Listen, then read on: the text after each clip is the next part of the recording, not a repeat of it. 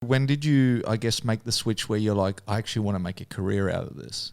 So I made the switch from karate to MMA when I was 15. It just so I didn't even know what MMA was, to be honest, at the time. My mum was working around the corner from an MMA gym. It was in kind of our local suburb, so it was easy for us to get to. And I don't know, I just walked in and I was literally the only girl there. And I was going to say, you must have been the only girl, right? Yeah.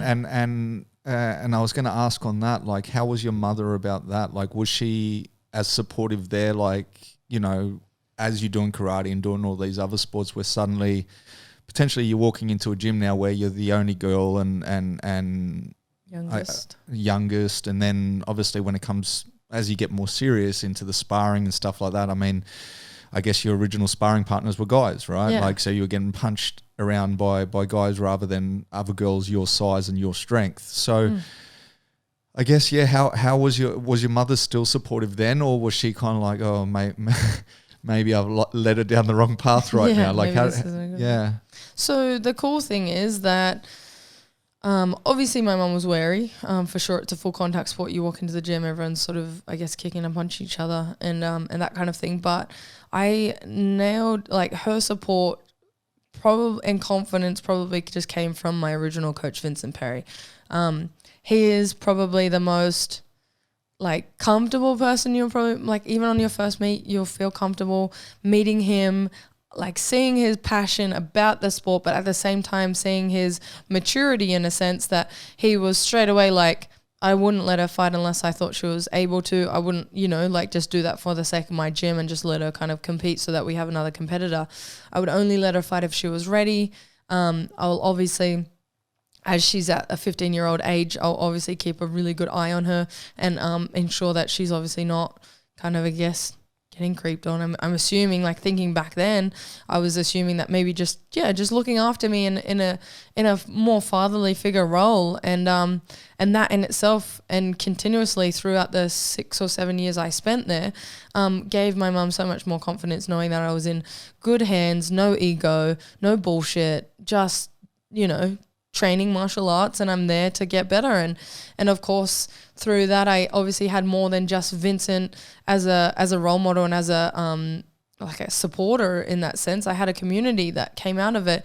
A lot of the older jiu-jitsu guys were like brothers to me, and that really helped me through just, I guess, you know, that ugly 15-year-old age, and you don't know who you are and you don't know what you're going to do and you don't know who you're going to be and that kind of stuff. And just to have those guys around me, seeing what they're doing and seeing them with their life switched on, their families and all that sort of stuff, was just like, yeah, this is where I want to be and this is where I want to spend my time. And then I guess I got to an age, I got to about 17, I graduated school, and I was like, okay, what am I going to do at uni? I got into uni for communication, and I did okay at school, but I didn't do it anywhere near as good as I could have and what my potential offered, just because I got a bit overwhelmed by things towards the last year, working, training, and then obviously trying to uphold a social life, and then doing my school work on top of that, and trying to be a house captain and a school prefect and trying to just, you know, be an overachiever basically, but not really doing anything well, a master at none